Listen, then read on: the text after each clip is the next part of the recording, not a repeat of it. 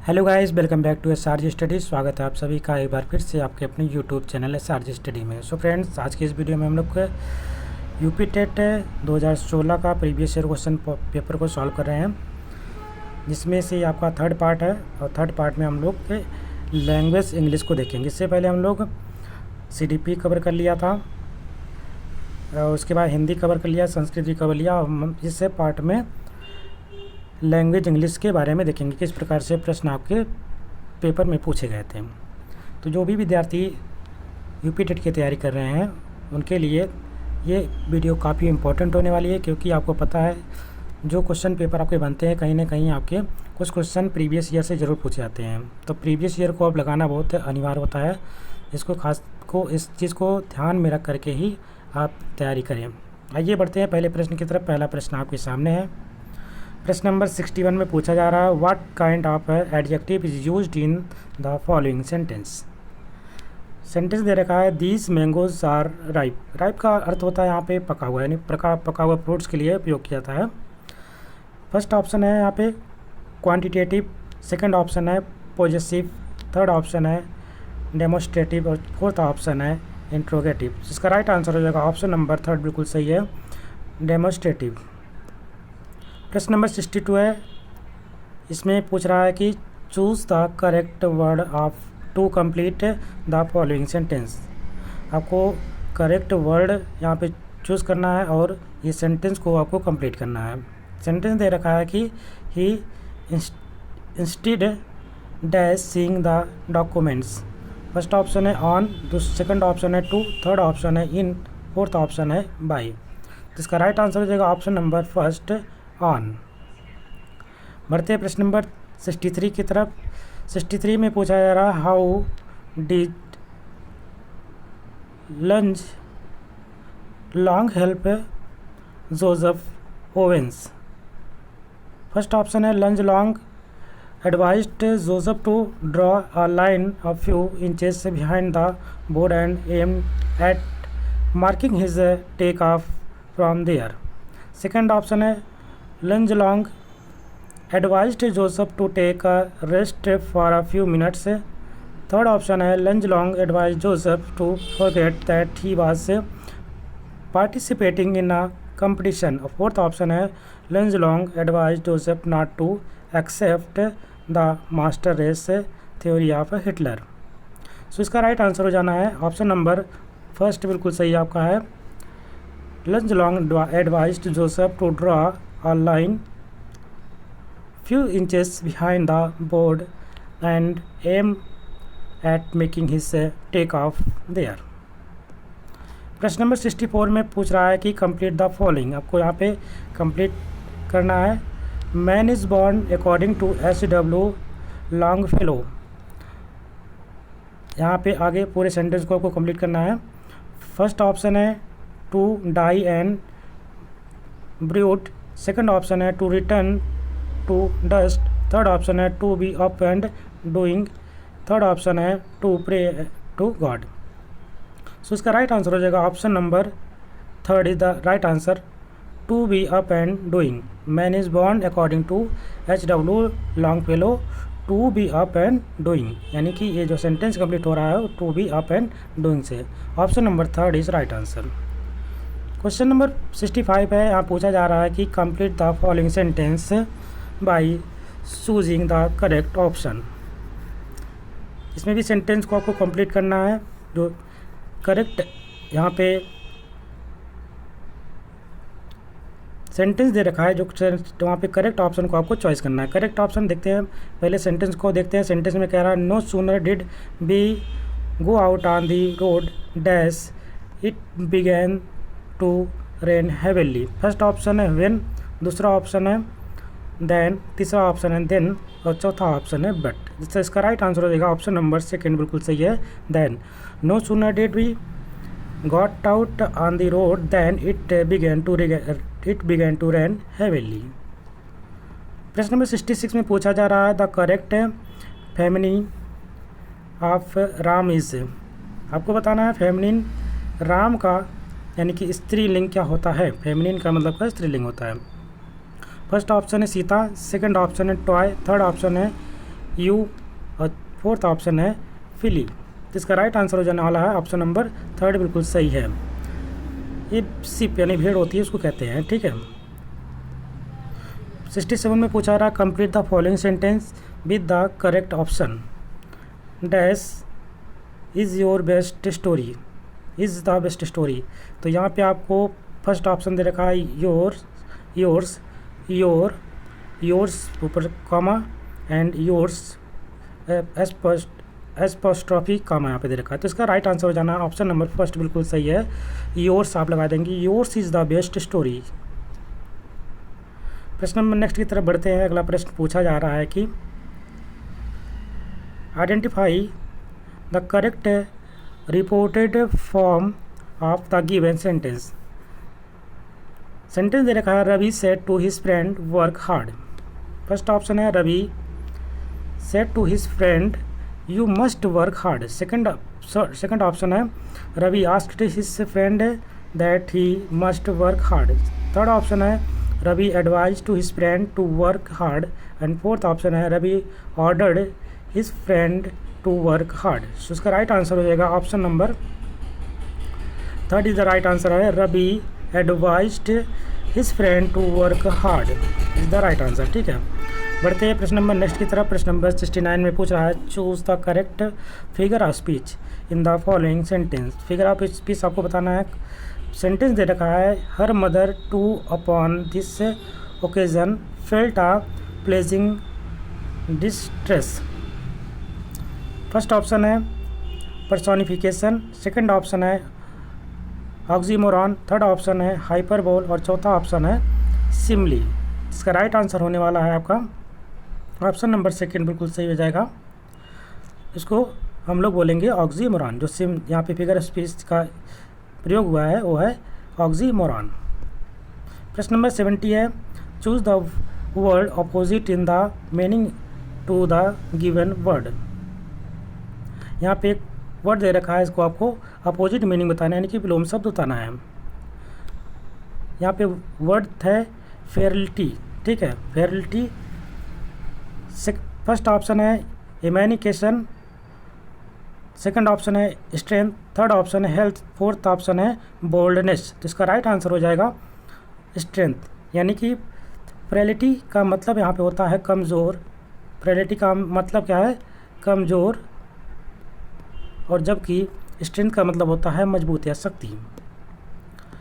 प्रश्न नंबर 71 में पूछा जा रहा था डिटेक्टिव पोएट्री मीन्स, जो डिटेक्टिव पोएट्री होता है वो कैसा होता है। फर्स्ट ऑप्शन है पोएट्री विच इंस्पायर्स, सेकंड ऑप्शन है poetry which please, poetry which teach और पोएट्री विच इन्फॉर्म्स। तो इसका राइट आंसर हो जाएगा ऑप्शन नंबर 3 बिल्कुल सही है। डिटेक्टिव पोएट्री वह होता है जो हमको टीच सिखाता है, यानी कि पोएट्री विच टीचर्स, ठीक है, हमको सिखाने वाला, उसको हम बोलते हैं। जैसे मोरल होता है ना, मोरल शब्द, कोई चीज़ हम पढ़ते हैं तो हमसे नैतिक चीज़ें सीखते हैं, वो इस प्रकार से ऐसी पोएट्री को हम बोलते हैं। जो डिटेक्टिव पोएट्री होता है वो टीचर्स मतलब कि हमें सिखाने वाला कार्य करता है। क्वेश्चन नंबर 72 है fill in the blank with the suitable form of verb. यहाँ पे आपको सुटेबल फॉर्म ऑफ वर्ब को फिल करना है। क्वेश्चन नंबर 72 में सेंटेंस दे रखा है ईदर मुन्नी और चुन्नी डैश लॉस्ट हर पेन। अब यहाँ पे फर्स्ट वर्ब दे रखा है, सेकंड वर्ब है हैव, थर्ड वर्ब है हैड और फोर्थ वर्ब है विल हैव। तो जनरली क्या होता है, जब भी हम कोई सेंटेंस कोई सब्जेक्ट आर के साथ ज्वाइन करते हैं, ध्यान रखेंगे जब भी कोई सेंटेंस हम सब्जेक्ट कह सकते हैं आर के साथ ज्वाइन किया जाता है, तो वहाँ पे हम हमेशा सिंगुलर यानी कि एक वचन का प्रयोग करते हैं। तो इसमें सिंगुलर कौन सा हो जाएगा? ऑप्शन नंबर फर्स्ट है हैज़, यानी कि इस सेंटेंस को हम पूरा कर सकते हैं इधर मुन्नी और Chunni has lost her pen. प्रश्न नंबर 73 में है point out the word that has been wrongly used in this sentence. ये यहाँ पे सेंटेंस दे रखा है, इसमें पूछ रहा है कौन सा इस सेंटेंस में कौन सा वर्ड जो है वो रॉन्गली यूज हुआ है, मतलब गलत यूज हुआ है। पहला आप यहाँ पे देखते हैं सेंटेंस इस प्रकार से, if you loss your passport in a foreign country it will effect you badly. पहला ऑप्शन है लॉस, क्या लॉस रॉन्ग यूज हुआ है, क्या इफेक्ट रॉन्ग यूज हुआ है, क्या बैडली रॉन्ग यूज हुआ है, या क्या फॉरेन रॉन्ग यूज हुआ है। तो आइए देखते हैं इसमें कौन सा रॉन्ग यूज हो जाएगा। राइट आंसर कौन सा आपका हो जाएगा, ऑप्शन नंबर सेकेंड। सो फ्रेंड्स इसमें इफेक्ट नहीं होता, अफेक्ट होता है, ठीक है, अफेक्ट वाला रहेगा आपका।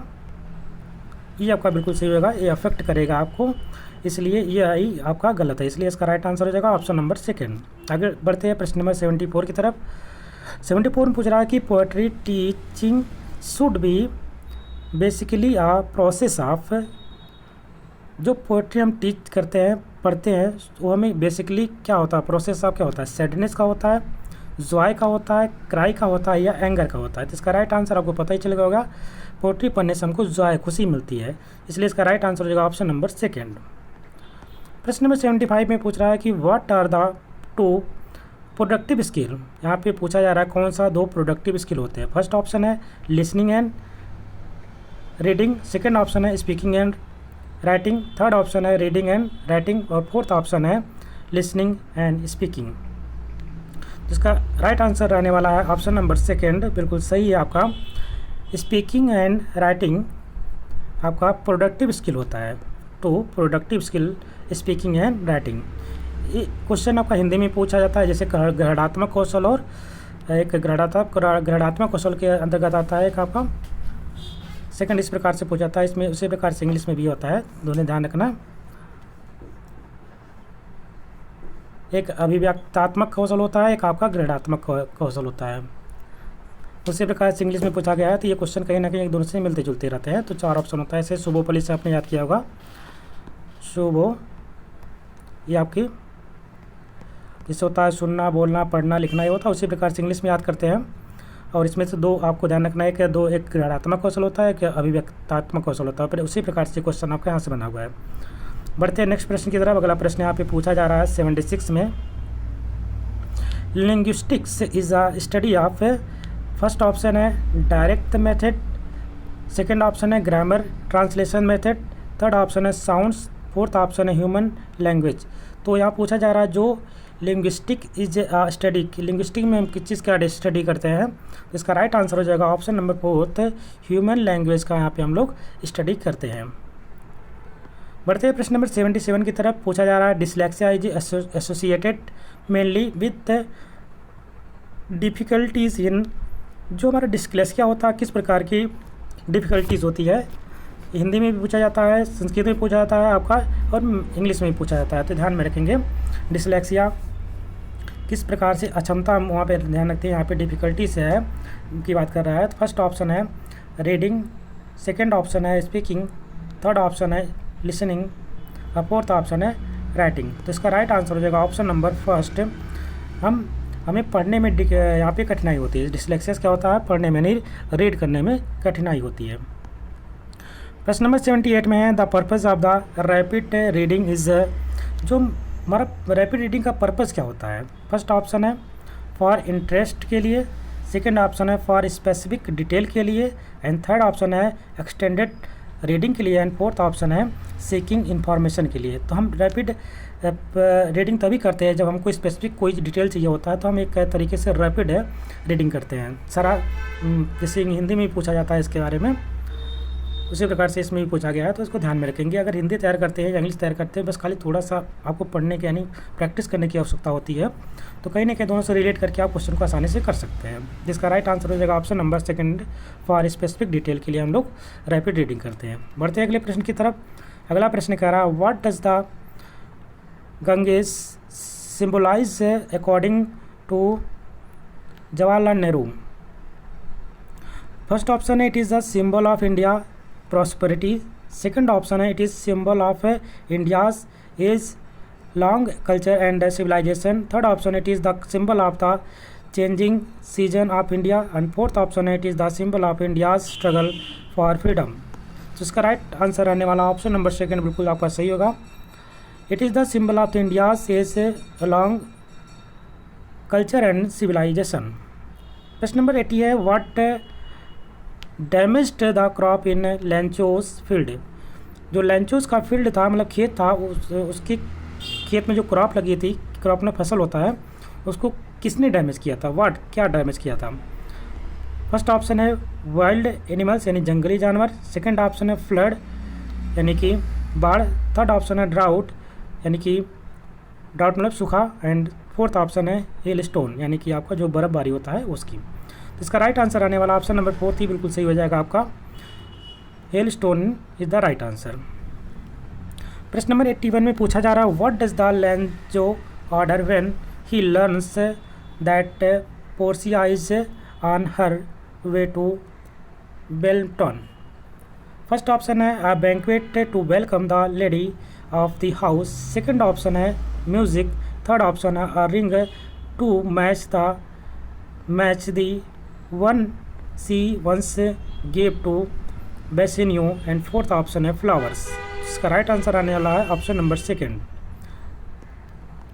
प्रश्न नंबर 82 में पूछा जा रहा है in court how does Antonio react to Shylock's insistence on collecting his pound of flesh. So first option इसमें हो जाएगा be, he weeps openly, second option he vows that he will meet Shylock hatred with patience, third option है he curse Shylock's vengeance, और fourth option है he make a impassioned plea to the court intervene on his behalf. So इसका right answer आने वाला option number first is the right answer, sorry option number second is the right answer हो जाएगा, he was that the will meet Shylock's hatred with the patience. Question number 83 में आप जितनी चीज़ें हैं आपकी जो कहानी है इस कहीं ना कहीं आपके 12th में जो है द मर्चेंट ऑफ वेनिस से लिया गया है, जो कि विलियम शेक्सपियर द्वारा नाटक लिखा गया था मर्चेंट ऑफ वेनिस, वहाँ से ये क्वेश्चन पूछा गया है शाइलॉक, एंटोनियो और बेसिन्यू के बारे में।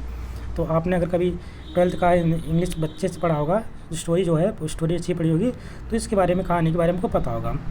तो मर्सी पोएम भी था उसमें, देखे होंगे मर्सी पोएम भी है। क्वेश्चन नंबर 83 में पूछा जा रहा है according to the Lorenzo's plan how will Jessica escape from her father's house. First option है she will disguise herself as the Lorenzo's torch bearer and slip out undetected. Second option है इसमें she will leave during the night while Shylock is asleep. Third option है she will take her father to a large public auction and get lost in the crowd. And fourth option रहने वाला है she will fake her own death. So इसका right answer हो जाएगा बिल्कुल आपका first is the right answer है, she will disguise herself as a Lorenzo torch bearer and slip out undetected. Question number next है 84। आइए देखते हैं 84 में क्या पूछा जा रहा है। How does Shylock initially describe his demand for a pound of flash, मतलब पाउंड ऑफ फ्लैश यानी कि मांस का टुकड़ा, 1 पाउंड उसको फ्लैश चाहिए था, to Bassanio and Antonio. First option है an as opportunity for revenge, वो क्यों मांग रहा था, किस लिए मांग रहा था। जो शाइलॉक चाह रहा था initially describe the demand of the pounds of flesh to Bassanio and Antonio से। फर्स्ट ऑप्शन कह रहा है कि as the opportunity for revenge, वो रिवेंज लेने के लिए, as his way to being charitable, charity करने के लिए, एज अ हार्मलेस प्रैंक, एक बेहुदा प्रैंक के लिए, as a mean of generating friendship या जनरेटिंग फ्रेंडशिप जनरेट करने के लिए। तो इसका राइट आंसर होने वाला है वो उससे बदला लेना चाह रहा था इसलिए, and first option is the right answer हो जाएगा as an opportunity for the revenge. Question number 85 में what reason does Antonio give for being sad in the opening scene of the play. First option है stand to lose a fortune in his present business venture, second option है he owns a fantastic sum of money to Shylock, and third option है he give no reason, and fourth option है the women he loves does not return his feelings. इसका right answer आने वाला है option number 3 बिल्कुल सही हो जाएगा आपका, ही गिव्स नो रीजन। बढ़ते हैं प्रश्न नंबर 86 की तरफ। 86 में पूछा जा रहा है whom does Bassanio agree to bring with him to Belmont. First option है ओल्ड गैबो, सेकंड ऑप्शन है ग्रेटियानो, थर्ड ऑप्शन है एंटीनियो और फोर्थ ऑप्शन है जेसिका। तो इसका राइट आंसर आने वाला ऑप्शन नंबर 2 बिल्कुल सही है, ग्रेटियानो। क्वेश्चन नंबर 87 पूछा जा रहा point out the error in the following incorrect sentence. यहाँ पे आपको सेंटेंस देख रहा है, मिला हुआ है। सेंटेंस इस प्रकार से है, I can learn poem more easy than speeches. इसमें से कौन सा जो एक आपको एरर निकालना है, इस सेंटेंस में से कौन सा पॉइंट है जो कि एरर है यानी गलत है, उस सेंटेंस को यहाँ पे सही करना है। तो आइए देखते हैं। फर्स्ट ऑप्शन दे रखा है आई कैन, सेकंड ऑप्शन है लर्न पोएम्स, थर्ड ऑप्शन है more easy and fourth option है देन स्पीचेस। तो कौन सा इसमें से 4 यहाँ पे वर्ड दे रखे हैं, कौन सा इसमें से गलत है, मतलब कि रॉन्गली यहाँ पे एरर है, इसमें गलती है, उसको सुधारना है। तो इसमें राइट आंसर आने वाला है option number 3 is the correct answer, यही आपका गलत है। इसमें मोर इजी की जगह पे आप ईजियर शब्द का प्रयोग कर सकते हैं, ये होना चाहिए EASIER, ईजियर उपयोग किया जाता है इसके स्थान पे, मोर इजियर के स्थान पे। आगे बढ़ते हैं। प्रश्न नंबर 88 है point out the sentence in the active voice. यहाँ से आपको पॉइंट आउट करना है किसमें, एक्टिव वॉइस में।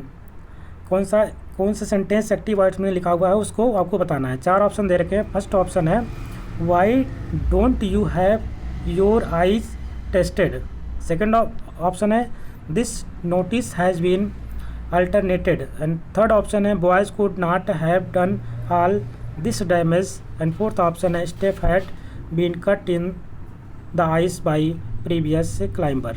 सो इसका राइट आंसर आने वाला है option number 3 is the right answer है boys could not have done all this damage, ये आपका एक्टिव वॉइस में है।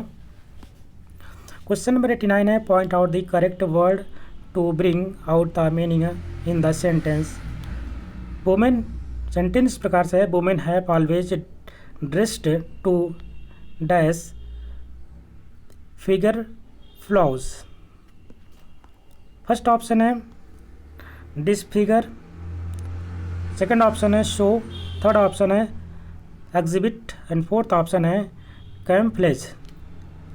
तो इसका राइट आंसर आने वाला ऑप्शन नंबर 4 बिल्कुल सही है, कैम्फ्लेज, यानी कि जो सेंटेंस आ जाएगा ये खालिस्तान यहाँ पे आप क्या करेंगे, to women have always dressed to camouflage figure flaw. Question number 90 है point out the correct indirect speech of the sentence. आपको यहाँ से पॉइंट आउट करना है, बताना है correct indirect speech of the sentence, इसमें से कौन सा करेक्ट इनडायरेक्ट स्पीच है। सेंटेंस से दे रखा है would you like to come with us question mark then they said. तो फर्स्ट ऑप्शन रहने वाला है they asked me to go with them, second option है they asked me if I would like to come with them and third option है they invited to me go with them and fourth option है they told me to come with them. तो right answer इसका रहने वाला option number 2 बिल्कुल सही है, they asked me if I would like to come with them. So इस प्रकार से आपके 90 क्वेश्चन जो थे 60 से लेकर 90 30 क्वेश्चन आपके जो इंग्लिश से थे यहाँ पे कंप्लीट होते हैं। तो इस प्रकार से आपके प्रश्न आपके एग्ज़ाम में पूछे गए हैं। और ज़्यादा से ज़्यादा आप क्या करेंगे, जब भी आप स्टेट की तैयारी कर रहे हों तो ज़्यादा से ज़्यादा आप सबसे पहले प्रीवियस ईयर क्वेश्चन को लगा डालिए, फिर उसके बाद आप अपने प्रैक्टिस सेल को कोई प्रैक्टिस सेट ले लीजिए, उसको सॉल्व करिए। आपके अच्छे से 150 में से एटलीस्ट कम से कम आप 120 उसको आसानी से कर सकते हैं, कोई टेंशन लेने की आवश्यकता नहीं है। लेकिन उसके लिए सबसे पहले आपको प्रीवियस ईयर क्वेश्चन जरूर देखना होता है। ये वीडियो यहीं पे कंप्लीट होती है, आशा करते हैं आपको अच्छी लगेगी। अगर वीडियो पसंद आई होगी तो इसको लाइक करिएगा, शेयर करिएगा और चैनल पर नए हैं तो चैनल को सब्सक्राइब कर लीजिएगा। मिलते हैं एक नए वीडियो में, तब तक के लिए नमस्कार, जय हिंद।